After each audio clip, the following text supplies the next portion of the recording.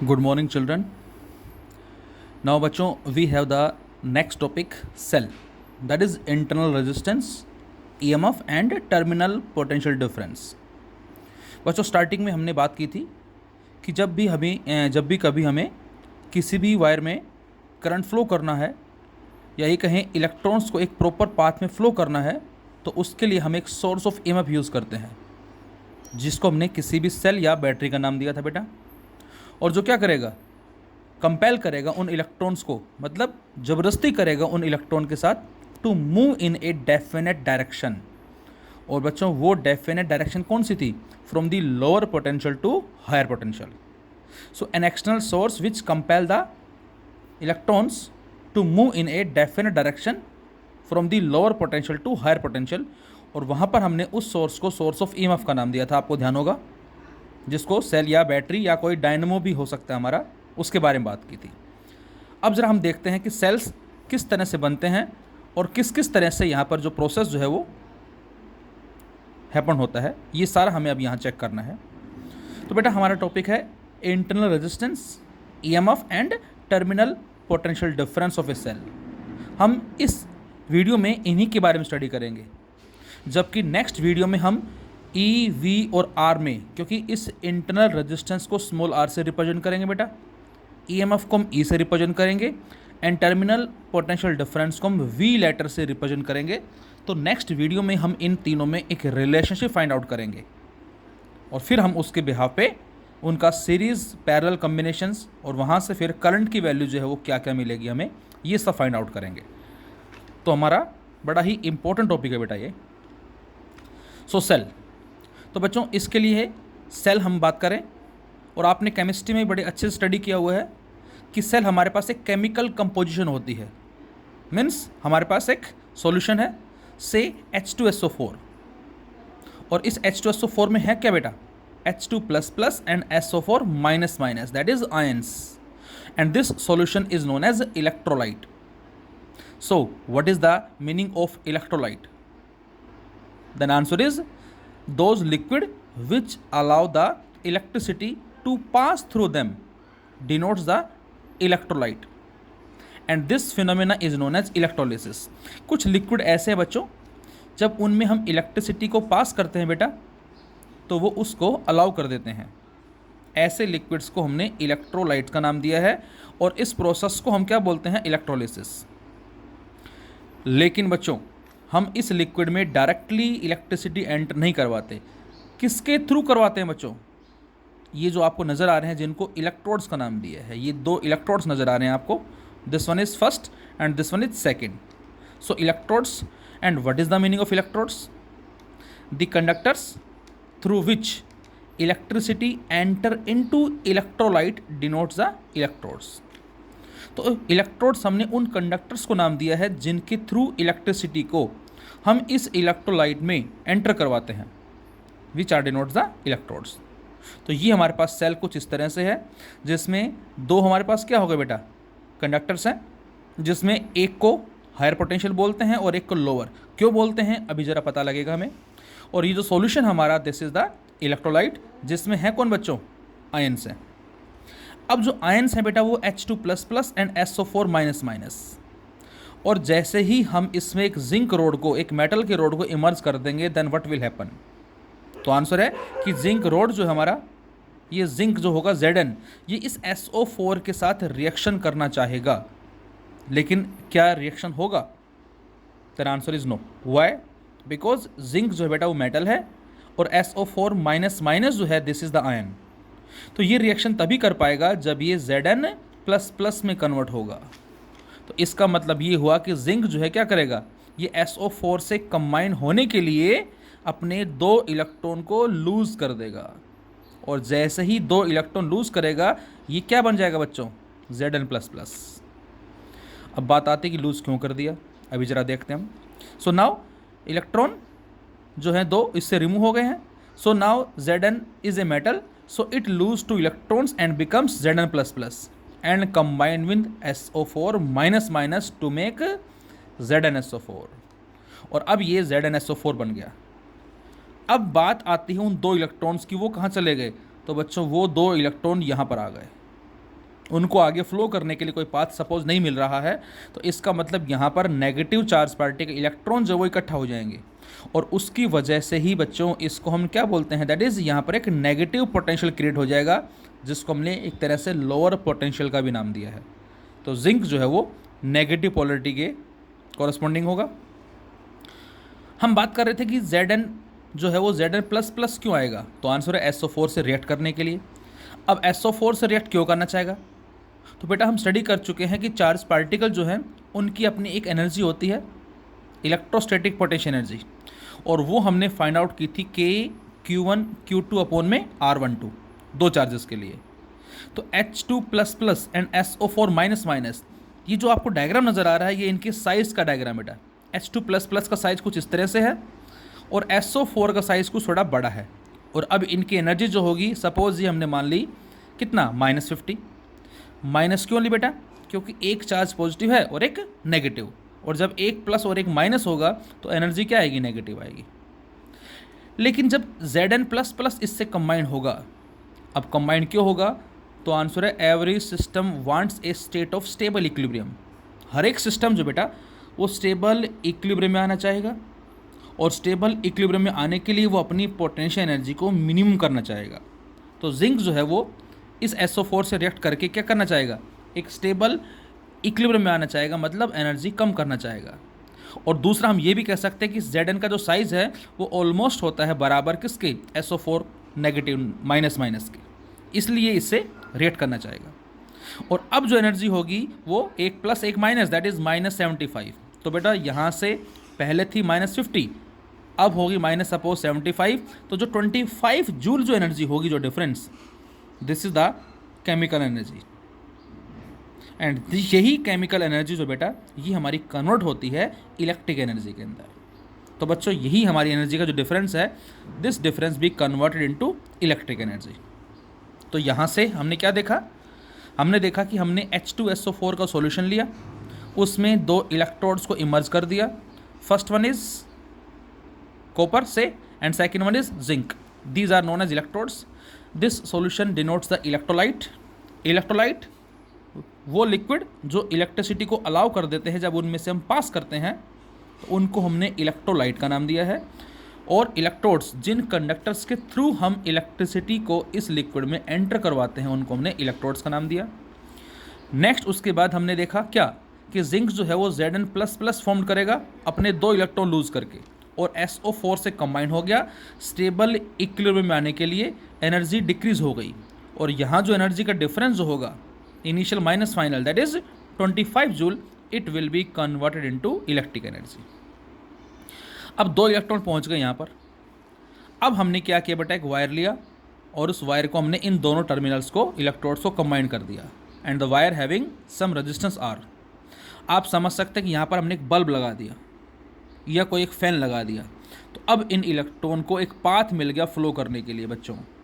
और जब वो पाथ मिलेगा तो इलेक्ट्रॉन क्या होगा, इस बल्ब के थ्रू गुजरेंगे यहाँ से, और अब जो बल्ब है वो क्या करेगा, उस इलेक्ट्रिक एनर्जी से जो हमें केमिकल से मिली है उसकी वजह से बल्ब क्या करेगा, ग्लो करेगा।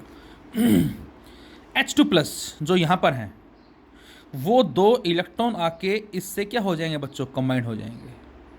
और जैसे ही दो इलेक्ट्रॉन आके यहाँ पर इससे कंबाइन होंगे तो क्या बनेगा बेटा, ये H2 plus plus H2 gas में कन्वर्ट हो जाएगी। तो यहाँ से ये कन्वर्ट हो जाएगी H2 गैस में, और वो गैस हमें यहाँ से बबल्स की फॉर्म में नज़र आएगी। तो इस तरह से एक पाथ जो है वो हमारा कंप्लीट हो गया है। और अब हम कह सकते हैं क्या, कि यहाँ पर जो बल्ब होगा, या ये कहें यदि हम कोई एमिटर लगाते हैं तो हमें उसमें डिफ्लेक्शन मिलेगा।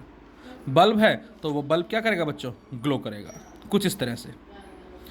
Zinc road, copper road, electron flow कर रहा है, और यहाँ SO4 इधर, यहाँ से इलेक्ट्रॉन इस तरह से। तो ये हमारा एक कंप्लीट पाथ जो है वो ट्रेस हो गया है। And this is the path length. इन दोनों इलेक्ट्रोड्स के बीच का जो डिस्टेंस है बेटा, ये डिस्टेंस है। और ये हो गया area of electrodes emerge in electrolyte. तो मैंने लिखा क्या, H2 plus plus combined with two electrons to make H2 gas which appear in the form of bubbles, जो बबल्स की फॉर्म में हमें नजर आएगी। लेकिन हम ये चाह रहे हैं कि वो गैस ना बने, तो उसके लिए हमें कोई एक ऑक्सीडाइजिंग एजेंट जो लेना पड़ेगा, लाइक KNO3 हम कह सकते हैं। और वो ऑक्सीडाइजिंग एजेंट क्या करेगा, इस H2 से रिएक्ट करके H2O फॉर्म करेगा, वाटर। तो इसका मतलब इस केस में हम बोल सकते हैं कि कोई बबल जो फॉर्म्ड नहीं होंगे यहाँ से। तो इस तरह से सारा प्रोसेस जो चलता है, और केमिकल एनर्जी जो है बेटा that will be converted into electric energy. There are so many types of cells, बहुत तरह के सेल्स है बेटा, जिसमें हम कह सकते हैं लेक्लैंड सेल हो गया, डैनियल सेल हो गया। सेल फॉर्म्ड कैसे करते हैं, तो सेम इसी तरह से हमने, जैसे मैंने लिया लेक्लैंड सेल, इस लेक्लैंड सेल में बच्चों जिसको आप लैब में परफॉर्म भी करेंगे, इसमें हमारे पास एक प्लास्टिक वेसल होता है, एक छोटा बॉक्स टाइप में प्लास्टिक का, और इसमें हम NH4Cl अमोनियम क्लोराइड का सॉल्यूशन लेते हैं, और इसमें एक जिंक रोड को इमर्ज करते हैं which acts as negative electrode. और यहाँ पर हम एक ड्राई छोटा सेल जो है वो पुट करते हैं, जिसके अंदर ऑलरेडी कार्बन रोड जो वो इनबिल्ट होता है, ये ड्राई होता है, तो ये पॉजिटिव और ये नेगेटिव। और यदि हम यहाँ पर एक वोल्ट मीटर लगा दें दोनों के बीच में, उस वोल्ट मीटर के पॉजिटिव हिस्से को अटैच कर दें इसके साथ और नेगेटिव अटैच कर दें इसके साथ, तो हमें बच्चों उस वोल्ट मीटर में क्या मिलेगा, डिफ्लेक्शन मिलेगा। इसी तरह से डैनियल सेल बेटा, डैनियल सेल में क्या होता है, हमारे पास एक कॉपर वेसल होता है, यहाँ पर प्लास्टिक का था, यहाँ पर कॉपर वेसल है, और इसमें CuSO4 का सॉल्यूशन लिया हुआ है, इसमें CuSO4 का सॉल्यूशन लिया हुआ है, और इसके अंदर हमने एक पोरस पोर्ट, जिसको वाइट कलर का होता है, होलो होता है अंदर से, उसको पुट किया हुआ है, इंक्लूडिंग डाइल्यूट H2SO4, और उसके अंदर बेटा हमने dilute H2SO4। And what is the meaning of dilute H2SO4, जिसमें हमने 10 to 15 ml H2SO4 लिया है, और उसके साथ 100 ml जो वाटर का लिया है, जिसको हमने इसके अंदर पुट किया हुआ है, और इसके अंदर साथ में क्या रखा हुआ बच्चों, जिंक रोड रखा हुआ है। तो अगेन ये क्या बन गया, नेगेटिव, और यहाँ पर एक छोटा सा एक स्क्रू लगा होता है इसके, and that screw denotes the positive. तो बेटा ये पॉजिटिव और ये नेगेटिव, सेम यहाँ पर भी वोल्ट मीटर लगाएं तो हमें डिफ्लेक्शन मिलेगा। तो इन सेल्स को हम जनरली लेबोरेटरी में यूज़ करते हैं, और आगे हम पढ़ेंगे आगे क्या, compare the EMF of two cells. Potentiometer arrangement के बेसिस पे हम इन सेल्स की EMF को कंपेयर भी करेंगे। इसके अलावा वोल्टाइक सेल हम कह सकते हैं, ये हमारा वोल्टाइक सेल का एग्जांपल है जो मैंने बताया अभी आपको। तो सभी सेल्स में इसी तरह से फॉर्मेशन होती है, और इसी तरह से इलेक्ट्रॉन का फ्लो होता है with the help of ions. तो अब हम जो बात करने जा रहे हैं that is about internal resistance. जैसा कि इसके नाम से पता लग रहा है, रेजिस्टेंस रुकावट, लेकिन वर्ड आ गया इंटरनल। अंदरूनी रूप से करंट के फ्लो में जो अपोजिशन अराइज की जा रही है बेटा, उसको हमने यहाँ इंटरनल रेजिस्टेंस का नाम दिया है। So we can say every source of EMF having its own resistance depending upon the cell is new और सेल इज ओल्ड। मतलब हर एक जो सोर्स ऑफ EMF होता है बच्चों, उसका अपना खुद का एक रेजिस्टेंस होता है। अभी तक तो हमने पढ़ा था किसके बारे में, capital R, that is external resistance. जो किसी भी कंडक्टर में इलेक्ट्रॉन फ्लो करते हैं तो उसमें एटम्स और आयंस से उनका कोलिजन होगा, और उस कोलिजन की वजह से ही वो इलेक्ट्रॉन स्लो डाउन हो रहे हैं, और उसी को ही हमने रेजिस्टेंस का नाम दिया था, that is cause of resistance. But now we have the internal resistance. So every source of EMF having its own resistance depending upon the cell is new. यदि सेल न्यू है मतलब फ्रेशली प्रिपेयर्ड है, तो उसका जो resistance होगा internal वो negligible होगा, और यदि सेल ओल्ड है तो उस केस में इंटरनल रेजिस्टेंस बच्चों जो है वो ज़्यादा होता है। तो उस सोर्स ऑफ EMF जिसका अपना खुद का एक रेजिस्टेंस है बेटा, उसी को ही हमने इस चैप्टर में इंटरनल रेजिस्टेंस का नाम दिया है। और in other words we can say internal resistance is defined as the resistance offered by electrolyte and electrodes of a cell when an electric current flow through it। वो resistance जो offer किया जाता है, शो किया जाता है, दिखाया जाता है किसके थ्रू, इलेक्ट्रोलाइट एंड इलेक्ट्रोड्स। और इलेक्ट्रोलाइट इलेक्ट्रोड्स मिलके ही क्या बनाते हैं बच्चों, सेल बनाते हैं। तो हम डायरेक्ट भी कह सकते हैं कि जो सोर्स ऑफ EMF हमारे पास हो गया, इनके सभी के अपने खुद के रेजिस्टेंसेज हैं जिनको हमने इंटरनल रेजिस्टेंस का नाम दिया है। और we can say the internal resistance is defined as the resistance offered by electrolyte and electrodes of a cell when current flow in the circuit. और बच्चों इस इंटरनल रेजिस्टेंस को बेटा हम डिनोट किससे करते हैं, इसको हम R लेटर से जो है वो रिप्रेजेंट करते हैं, दैट इज स्मॉल r। जो हमारा नया सेल होता है बच्चों, उस नए सेल के लिए जो इंटरनल रेजिस्टेंस होता है ये हम 0 लेते हैं। और इस नए सेल को जिसमें हमने पॉजिटिव और नेगेटिव इलेक्ट्रोड्स को शो किया है, इसको कुछ इस तरह से दिखाते हैं हम। एक पॉजिटिव टर्मिनल और दूसरा नेगेटिव टर्मिनल, और इसके पाँव में हमने क्या लिखा है, ई। अभी ज़रा बात करेंगे हम, दिस इज द ईएमएफ। लेकिन जब सेल ओल्ड होता है, पुराना होता है, तो उस केस में हम ऐसे दिखा देते हैं, पॉजिटिव नेगेटिव, और इसी के साथ में हमने रेजिस्टेंस का सिंबल बनाया और इसको स्मॉल आर लिख दिया। या हो सकता है किसी किसी बुक में इसको ऐसे भी दिखा रखा हो, पॉजिटिव नेगेटिव, और इसके नीचे छोटा सा सिंबल बना के इसके साथ में क्या लिख दिया, आर। तो ये दोनों सिंबल हम यूज़ करते हैं किसके लिए, किसी भी सेल के लिए। E is the EMF and R is the internal resistance. So we can say a cell consist of two rods और प्लेट्स। जो सेल होता है बेटा हमारा, उसमें दो रोड्स होते हैं या प्लेट्स होती हैं, जिनको हमने इलेक्ट्रोड्स का नाम दिया है, and which are dipped in a chemical solution. और उन दो इलेक्ट्रोड्स को हमने एक केमिकल सॉल्यूशन में डिप भी किया हुआ है, और उस सॉल्यूशन को हमने इलेक्ट्रोलाइट का नाम दिया है। अब आप सोच रहे होंगे कि यहाँ पर ये जिंक दो इलेक्ट्रॉन रिमूव कर देगा और SO4 से कंबाइंड हो जाएगा, दो इलेक्ट्रॉन यहाँ जाएंगे, तो इससे होगा क्या बेटा? तो आंसर है, इससे एक तो इलेक्ट्रॉन प्रोड्यूस हुए, और वो इलेक्ट्रॉन जो है यहाँ पर फ्लो करके करंट को राइज कर रहे हैं। साथ साथ धीरे धीरे क्या होगा, ये जिंक मेटल जो है, ये जो हम इलेक्ट्रोड बोल रहे हैं, ये धीरे धीरे रिड्यूस होता चला जाएगा, मतलब ये धीरे धीरे खत्म होता चला जाएगा। और जब बिल्कुल डिस्ट्रॉय हो जाएगा, तो उस केस में हम ये बोलेंगे क्या, कि यहाँ पर करंट जो होगा उसकी वजह से जो अराइज हो रहा है इलेक्ट्रॉन के फ्लो की वजह से, वो धीरे धीरे रिड्यूस होता चला जाएगा। तो इसकी थिकनेस भी धीरे धीरे घटती जाती है। सो न्यू सेल के लिए बेटा ये सिंबल हो गया, और ओल्ड वन के लिए हम इस तरह से दिखाते हैं इंटरनल रेजिस्टेंस के साथ। एंड बच्चों, इस सेल जो होगा बेटा, वो क्या कहलाता है, सोर्स ऑफ एनर्जी। जो सेल होता हमारा, this is the source of energy, मतलब which provides the energy to charges to move in the circuit. तो सोर्स जो हमारा ईएमएफ है, जो सेल है बेटा, ये एक सोर्स ऑफ एनर्जी है, जो क्या करेगा, उन इलेक्ट्रॉन्स को या ये कहें उन चार्जेस को एनर्जी प्रोवाइड करेगा सर्किट में मूव करवाने के लिए। अब आप सोच रहे होंगे कि हमने कैपेसिटर भी पढ़ा था, और यहाँ पर सेल, कैपेसिटर में से भी हम इंस्टेंटली चार्ज को फ्लो करवा सकते हैं, और सेल जो है इससे भी चार्ज फ्लो हो रहा है। और आपको ध्यान होगा, मैंने वहाँ पर भी डिफरेंस बताया था आपको कैपेसिटर के अंदर। मैं एक बार फिर से रिपीट करता हूँ, कैपेसिटर में और सेल में थोड़ा सा डिफरेंस क्या है बेटा हमारा, कैपेसिटर एंड सेल। इसका जो रेजिस्टेंस है उसको हमने स्मॉल आर से रिप्रेजेंट किया है। कैपेसिटर के कॉरस्पॉन्डिंग भी रेजिस्टेंस होता है, जिसको कैपेसिटेटिव रिएक्टेंस का नाम देंगे हम, और जिसको आगे स्टडी भी करेंगे बेटा हम इलेक्ट्रोमैग्नेटिक इंडक्शन में, जिसकी वैल्यू होती है 1/ωc। ये आगे स्टडी करेंगे हम। दूसरा, इसमें जो दोनों प्लेट्स होती हैं बेटा, बोथ आर मेटल प्लेट्स। इसमें इलेक्ट्रोड्स हैं जो कि डिफरेंट मेटल के हैं। यहाँ पर इलेक्ट्रोड्स हैं बच्चों जो क्या होते हैं बेटा, डिफरेंट मेटल के होते हैं। कैपेसिटर में बच्चों जो एनर्जी स्टोर होती है, कौन सी होती है, इलेक्ट्रोस्टैटिक पोटेंशियल एनर्जी। यहाँ एनर्जी स्टोर कौन सी हो रही है बेटा, केमिकल एनर्जी।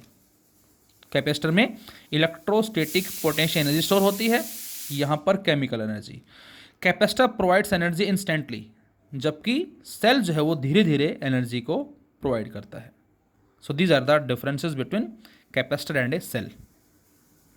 तो इंटरनल रेजिस्टेंस हमने बात कर ली बेटा, resistance offered by electrolyte and electrodes of a cell when current flow through it is known as internal resistance. अब बात आती है कि बच्चों इंटरनल रेजिस्टेंस जो है वो किन फैक्टर्स पे डिपेंड करता है, या ये कहें factors that affecting the internal resistance. ये भी हमारा 1 मार्क के हिसाब से कह सकते हैं, इंपॉर्टेंट है। तो ये हमारा डायग्राम हो गया, इलेक्ट्रोड्स है, इलेक्ट्रोलाइट है, ये हमने पाथ भी दिखा दिया है, और ये हो गया इन दोनों इलेक्ट्रोड्स के बीच का डिस्टेंस, जिसको मैंने पाथ लेंथ का नाम दिया है। And this one is the area of electrodes emerge in electrolyte. बच्चों हम पढ़ चुके हैं पहले कि जो रेजिस्टेंस होता है बेटा, वो डायरेक्टली लेंथ के होता है और इनवर्सली किसके होता है, एरिया के। सेम उसी तरह से यहाँ पर भी कि जो हमारा रेजिस्टेंस होगा दैट इज इंटरनल रेजिस्टेंस, वो इस पाथ लेंथ पर डिपेंड करेगा। जितनी पाथ लेंथ ज़्यादा होगी उतना इंटरनल रेजिस्टेंस जो हो क्या होगा, ज़्यादा होगा, और इंटरनल रेजिस्टेंस ज़्यादा होने मतलब करंट कम होगा। तो यहाँ से मैंने कहा internal resistance depends upon, first one is या factors that affecting the internal resistance, that is nature of electrolyte. Second one is nature of electrodes. Third one is distance between the electrodes, and fourth one is area of electrodes emerge in electrolyte. तो बच्चों internal resistance किस पे depend करेगा बेटा? ये depend करेगा electrolyte का nature कैसा है, मतलब उसकी कंसंट्रेशन कैसी है। जो हमारा इलेक्ट्रोलाइट है वो थिन है या थिक है, किस तरह की कंसंट्रेशन लेके चल रहे हैं। इलेक्ट्रोड्स का नेचर किस तरह का है। तीसरा डिस्टेंस बिटवीन इलेक्ट्रोड्स, जिसको मैंने पाथ लेंथ का नाम दिया बच्चों। जितना ये डिस्टेंस ज़्यादा होगा बेटा उतना इंटरनल रेजिस्टेंस जो हमारा क्या होगा, ज़्यादा होगा। And fourth one is area of electrodes emerge in electrolyte. जितना इन इलेक्ट्रोड्स का एरिया ज़्यादा इमर्ज होगा उतना रेजिस्टेंस जो है इंटरनल वो कम होगा। तो मैंने लिख भी दिया है, more distance between the electrodes then more be the internal resistance. And the second one is more area of electrodes emerge in solution then less be the internal resistance. इसके अलावा बेटा ये तो हमारे 4 पॉइंट्स हो गए हैं। इसके अलावा जो मेन बात आपको याद रखनी ही है बड़े ध्यान से, point to be noted, when temperature increases then the liquid becomes thinner. हमने वहाँ क्या पढ़ा था बेटा? हमने पहले पढ़ चुके हैं कि जब हम टेम्परेचर को इंक्रीज करते हैं बच्चों तो उस केस में एक्सटर्नल रेजिस्टेंस हमने पढ़ा था वायर की कॉरस्पॉन्डिंग, वो क्या होता है, इंक्रीज होता है, क्योंकि टाउ वहाँ डिक्रीज हुआ था। लेकिन यहाँ पर बच्चों जब हम टेम्परेचर को इंक्रीज करेंगे किसी भी सेल के कॉरस्पॉन्डिंग, तो उस मतलब उसको हीटअप कर रहे हैं हम, तो उससे वो लिक्विड जो बेटा थिन हो जाएगा, मतलब उस लिक्विड की जो विस्कोसिटी है वो घट जाएगी and hence internal resistance decreases. तो ये बात आपको याद रखनी है, ये थोड़ा सा पॉइंट हमारा डिफरेंट है उस कैपिटल आर के कंपैरेटिवली। तो जब हम टेम्परेचर को इंक्रीज करेंगे तो liquid becomes thinner and internal resistance decreases. अब यदि इंटरनल रेजिस्टेंस घटेगा बच्चों तो करंट क्या होगा, बढ़ जाएगा। अब हम आगे पढ़ेंगे हीट के बारे में। जो होती है हीट हमारी वो होती है आई स्क्वायर आर। तो बेटा आर घट गया, करंट उतना ही बढ़ जाएगा। तो इसका मतलब क्या हुआ, इसका मतलब यह हो कि हीट जो है वो इंक्रीज हो जाएगी, और यदि हीट इंक्रीज हो गई तो उसकी वजह से उस सेल के अक्रॉस टेम्परेचर और ज़्यादा बढ़ जाएगा। क्या बताया मैंने, टेम्परेचर के इंक्रीज करने से लिक्विड थिन होगा, इंटरनल रेजिस्टेंस घट जाएगा जिससे करंट बढ़ जाएगा, करंट बढ़ने से हीट बढ़ जाएगी, हीट बढ़ने से उस सेल के कॉरस्पॉन्डिंग ज़्यादा टेम्परेचर राइज होगा, और जिसकी वजह से वो सेल हमारा डैमेज भी हो सकता है। आपने सुना होगा कुछ टाइम पहले, आई थिंक सैमसंग में था या शायद किस में था, S7 में था या नोकिया में, चार्जिंग के दौरान ब्लास्ट हो गया था। तो जनरली जो चार्जिंग के दौरान ब्लास्ट होता है तो उसमें रीजन हमारा कुछ यही होता है कि उसमें टेम्परेचर बढ़ने से इंटरनल रेजिस्टेंस डिक्रीज हो गया, करंट हाई हो गया, large amount of heat produce हो गई है। तो वहाँ चार्जिंग ब्लास्ट जो है, जो सुनने में आया था केस, वो इसी के रेस्पेक्ट में था। तो इसका मतलब internal resistance directly path length क्या होता है, इन्वर्सली एरिया ऑफ इलेक्ट्रोड्स हम ऐसे बोल सकते हैं, as well as inversely temperature के, हम इस तरह से इसको कह सकते हैं। तो ये हमारा है अबाउट इंटरनल रेजिस्टेंस। तो first one is internal resistance क्या है, सेकेंड वन इज किन किन पैरामीटर्स पर डिपेंड करता है ये, nature of electrolyte, nature of electrodes, distance between the electrodes as well as area of electrodes emerge in electrolyte. Now the second one is EMF, electromotive force. अब electromotive force, इसका नाम बेटा force ज़रूर है लेकिन ये फोर्स को represent नहीं करती, ये work done per unit charge को ही रिप्रेजेंट करती है। तो सबसे पहली बात तो ये कि इसका जो नाम है ये एक गलत वर्ड हम बोल सकते हैं, मिसनोमर वर्ड बोल सकते हैं, इलेक्ट्रोमोटिव फोर्स। कुछ बच्चे इसको इलेक्ट्रोमैग्नेटिक फोर्स बोलते हैं बेटा, ये भी रॉन्ग होगा। इलेक्ट्रोमैग्नेटिक फोर्स आगे मिलेगा हमें यूनिट 3 में, ये इलेक्ट्रोमोटिव फोर्स है जो कि फोर्स ना होके work done per unit charge को रिप्रेजेंट करेगा। लेकिन कौन सा work done charge, completely circuit में चार्ज को मूव करवाने के लिए जो वर्क डन करना होगा, that is known as EMF. तो ये हमारा सेल हो गया। फिर से बेटा इलेक्ट्रॉन फ्लो कर रहे कुछ इस तरह से, तो पॉजिटिव चार्ज फ्लो ऐसे करेगा, पॉजिटिव चार्ज फ्लो कुछ इस तरह से करेगा। तो चार्ज को कंप्लीटली सर्किट में मूव करवाने के लिए कितना वर्क डन करना पड़ेगा, that is the electromotive force. अब कुछ बच्चे बोलते हैं कि सर यहाँ तो वर्क डन 0 होना चाहिए, नहीं, ये बेटा इसके कॉरस्पॉन्डिंग कुछ और है और इसके कॉरस्पॉन्डिंग कुछ और है, खाली एक ही नहीं है यहाँ, ये दो अलग अलग की बात कर रहे हैं। एक तो हमारा हो गया work done per unit charge to move in external circuit, और एक है work done per unit charge to move in internal circuit. ये इंटरनल सर्किट है और ये एक्सटर्नल सर्किट है, इन दोनों वर्क डन जो होगा नेट, और that is per unit charge is known as EMF. उसको बोलेंगे हम आगे, उसको मैथमेटिकली भी हम सोल्व करेंगे आगे। So amount of work done to move a unit charge completely in the circuit, किसी यूनिट चार्ज को 1 कूलम चार्ज को कंप्लीटली सर्किट में मूव करवाने के लिए कितना वर्क डन करना पड़ेगा, दैट इज़ द ईएमएफ। जैसे मैं आपसे कहता हूँ ये हमारे पास एक सेल हो गया और इसकी जो ईएमएफ है वो 9 वोल्ट है, इसकी ईएमएफ जो है वो 9 वोल्ट है। तो हमें पता है क्या कि work done equal to charge into potential difference होता है बेटा, बोलो work done is equal to charge into potential difference. तो 9 इंटू 1 दैट इज 9 जूल। तो इसका मतलब यहाँ पर यूनिट चार्ज को मूव करवाने के लिए हमें 9 जूल एनर्जी जो है वो मिल रही है यहाँ से, दैट इज द ईएमएफ। तो ये आपको ध्यान रखना है कि ईएमएफ के लिए एक नेसेसरी कंडीशन क्या है, सर्किट का कंप्लीट होना। ये बात आपको विशेष रूप से याद रखनी है बच्चों। So also electromotive force is not a force but work done per unit charge. बच्चों मैं आपसे क्वेश्चन कहता हूँ कि हमने ये सेल लिया, इंटरनल रेजिस्टेंस है, एक्सटर्नल रेजिस्टेंस, और ये 2 पॉइंट मान ली ए और B. What is the EMF between point A and B? यदि मैं आपसे कहता हूँ क्या, I ask to you what is the EMF between A and B, then the question will be wrong. तो बच्चों ये क्वेश्चन रॉन्ग होगा। रॉन्ग क्यों होगा बेटा? क्योंकि ईएमएफ कभी भी इन 2 पॉइंट्स की नहीं होती, वो कंप्लीट सर्किट के लिए होती है। हाँ, पोटेंशियल डिफरेंस हम कह सकते हैं। तो ये बड़ा ही बेसिक डिफरेंस है ईएमएफ में और पोटेंशियल डिफरेंस में। ईएमएफ के लिए नेसेसरी कंडीशन क्या है, कंप्लीट सर्किट, और पोटेंशियल डिफरेंस ये किन्हीं भी 2 पॉइंट का हो सकता है। तो इसका मतलब क्या होगा, ये हमारा क्वेश्चन रॉन्ग होगा, as EMF is not for 2 points but for a complete circuit but potential difference. Potential difference जो है ये हम 2 पॉइंट में अप्लाई कर सकते हैं, लेकिन ईएमएफ के लिए कंडीशन क्या है, कंप्लीट सर्किट। ये बात आपको ध्यान रखनी है, ये किन्हीं भी 2 पॉइंट का हो सकता है बेटा, और ये हमारा कंप्लीट सर्किट के लिए ये ज़्यादा फंडामेंटल है बच्चों। आपसे कहा जाए कि which one is more fundamental, EMF और पोटेंशियल डिफरेंस, तो potential difference is more fundamental as compare to EMF. Now we have the third point, terminal potential difference of a cell. Potential difference पता है आपको, terminal same वही है। Terminal potential difference of a cell is defined as क्या, the potential difference between 2 electrodes of a cell in a close circuit. मतलब क्या है, potential difference जो होगा टर्मिनल के कॉरस्पॉन्डिंग, उसी को ही हमने टर्मिनल पोटेंशियल डिफरेंस का नाम दिया है। The terminal potential difference of a cell is defined as the potential difference between the 2 electrodes of a cell. जो सेल के जो इलेक्ट्रोड्स होगा दिस वन, ये इनके कॉरस्पॉन्डिंग जो पोटेंशियल डिफरेंस होगा बच्चों, उसी को ही बेटा हमने क्या नाम दिया, टर्मिनल पोटेंशियल डिफरेंस का। कब, when current is drawn from the cell. तो इस डायग्राम में आर है, स्मॉल आर है, ईएमएफ है, और एक स्विच हो गया, की हो गई। So when we press the key then current flow through the circuit. So there is a fall of potential across the internal resistance. मैं आपसे कहता हूं क्या कि ये हमारे पास सपोज करें कितना है, 4 ओम है, ये सपोज करो कितना है, 2 ओम है, और ये हमारे पास हमने मान लिया 12 वोल्ट का सेल हो गया। तो ये बताएं यहाँ पर कितना करंट फ्लो कर रहा है। तो हम कैलकुलेट करेंगे V is equal I R, then I is equal V by are.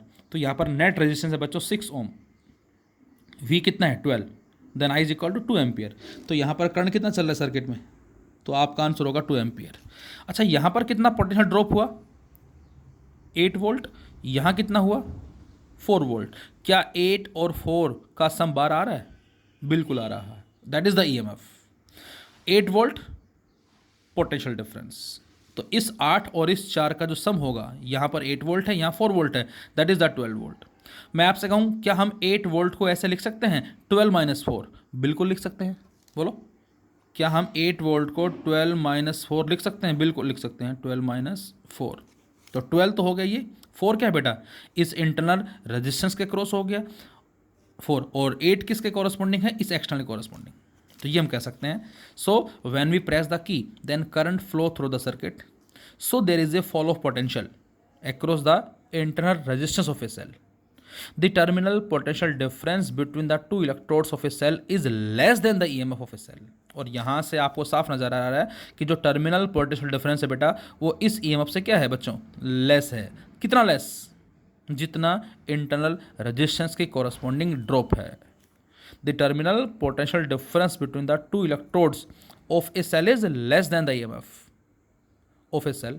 कितना लेस है, by an amount equal to potential drop across the internal resistance. मैं आपसे कहता हूं सपोज कि इंटरनल रेजिस्टेंस के कॉरस्पॉन्डिंग पोटेंशियल ड्रॉप जो है सपोज 6 वोल्ट है, मैंने मान लिया। तो अब आप आंसर देंगे ये 12 माइनस 6, तो अब ये 6 आ गया। मैं कहता हूँ ये 10 वोल्ट है, तो अब आप आंसर देंगे 2 आ जाएगा। तो इसका मतलब क्या हुआ बच्चों कि टर्मिनल पोटेंशियल डिफरेंस जो है वो सेल की ईएमएफ से लेस होती है। कितना अमाउंट लेस होती है? उतना अमाउंट जितना पोटेंशियल ड्रॉप हो गया है अक्रॉस द इंटरनल रेजिस्टेंस। मैं कहता हूँ ये है 100 एज्यूम किया हमने, और इंटरनल रेजिस्टेंस की वजह से 20 वोल्ट ड्रॉप हो गया, तो टर्मिनल पोटेंशियल डिफरेंस की वैल्यू बताओ, तो आपका आंसर होगा 80 वोल्ट। मैं कहता हूँ ये 100 और इंटरनल की कॉरस्पॉन्डिंग जो है 60 वोल्ट जो ड्रॉप हो गया, अब बताओ, तो अब आपका आंसर होगा 40 वोल्ट। और बच्चों ये रिलेशन हम आगे नेक्स्ट वीडियो में स्टडी करेंगे, बड़े ध्यान से आप देखेंगे नेक्स्ट वीडियो को, जिसमें हम वी, ई और आर में रिलेशनशिप फाइंड आउट करेंगे, relationship between E, V and R, और वहाँ से रिलेशन आएगी बेटा हमारी v is equal to E minus I R, और इसको नाम देंगे हम इक्वेशन फॉर ए सेल। ये सेल की इक्वेशन कहलाती है बच्चों।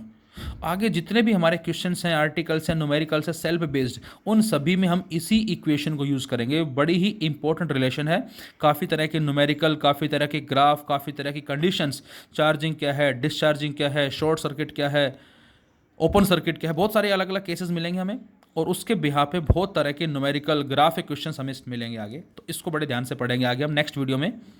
तो ये रिलेशन मिलेगी बेटा हमें v is equal to E minus I R, जिसमें ई क्या है ईएमएफ, आई क्या है सर्किट में करंट, आर क्या हो गया इंटरनल रेजिस्टेंस। सपोज आई हमने मान लिया 10 है और आर कितना मान लिया 1, और ईएमएफ कितनी मानी 50, तो टर्मिनल पोटेंशियल डिफरेंस की वैल्यू कितनी आएगी बच्चों? 40 वोल्ट आएगी। यदि मैं आपसे कहता हूँ क्या इंटरनल रेजिस्टेंस की वैल्यू कम है और अब वैल्यू बढ़ गई, वैल्यू कुछ और हो गई, तो सर्किट में करंट कम हो जाएगा। तो अब सोल्व करेंगे तो अब हमें v की वैल्यू कुछ और मिलेगी। So we can say v is less than e। लेकिन हमारा एग्जाम में क्वेश्चन आता है बच्चों क्या कि क्या ये v e के बराबर हो सकती है? तो आंसर होगा यस। कब? जब सर्किट में करंट ही फ्लो ना करे। और सर्किट में करंट कब फ्लो नहीं करेगा बेटा? जब या तो ये ओपन की होगी, हम ऐसा कह सकते हैं, या हम ये कह सकते हैं कि इस कैपिटल आर की वैल्यू इनफाइनाइट ले लें हम, शॉर्ट सर्किट वाला केस बन जाए। जब ये आर बेटा इन्फिनिटी हो जाएगा तो उस केस में करंट फ्लो ही नहीं करेगा, और जब करंट फ्लो नहीं करेगा तो ये 0 और v बराबर किसके आ जाएगी? ई। तो बेटा हम आगे स्टडी भी करेंगे कि v लेस देन ई, जिसको बोलेंगे फिलहाल हम discharging, v greater than E, जिसको बोलेंगे हम charging, and v is equal to E, जिसको बोलेंगे हम क्या? दैट इज ओपन सर्किट का नाम देंगे इसको। तो यहाँ तक हमने स्टडी किया है internal resistance, EMF as well as terminal potential difference. Internal resistance क्या था बच्चों? Resistance offered by electrolyte and electrodes when current flow in the circuit. EMF क्या है? चार्ज को सर्किट में मूव करवाने के लिए कितना वर्क करना पड़ेगा कंप्लीटली। पोटेंशियल डिफरेंस हमारा क्या होता है? 2 पॉइंट्स के बीच में चार्ज को मूव करवाने के लिए। टर्मिनल पोटेंशियल डिफरेंस क्या था बेटा? The difference of potential across the 2 terminals of a cell और electrodes of a cell is known as terminal potential difference. और टर्मिनल पोटेंशियल डिफरेंस जो है बच्चों वो ईएमएफ से लेस होगा। कितना लेस? जितना वोल्टेज ड्रॉप हो रहा है इंटरनल रेजिस्टेंस के अक्रॉस।